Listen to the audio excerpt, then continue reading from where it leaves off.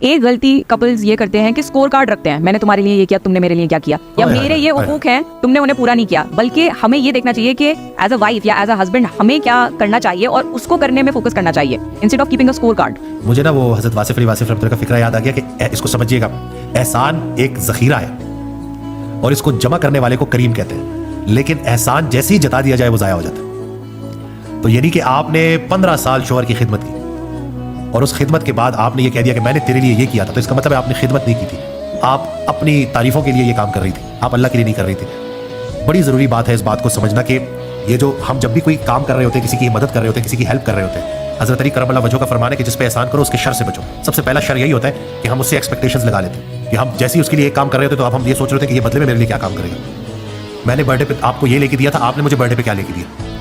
محبت کے ساتھ جو تحفہ دیا جاتا ہے نا، اس کے متعلق بھی حضرت واصف علی واصف رحمۃ اللہ نے بڑی پیاری بات سمجھائی اور لوگوں کو سمجھنا ہوگا. تحفہ کہتے ہیں اس چیز کو کہ دینے والے کی خواہش ہو، لینے والے کی توقع نہ ہو. یہ ہے تحفہ، اسلامی تحفہ. ہم کیا تحفہ سمجھتے ہیں کہ میرا من پسند تحفہ جو فلانی شیلف پہ رکھا ہوا ہے، جب تک مجھے وہ نہیں ملے گا میں تمہاری جان بخشی نہیں کروں گی یا نہیں کروں گا.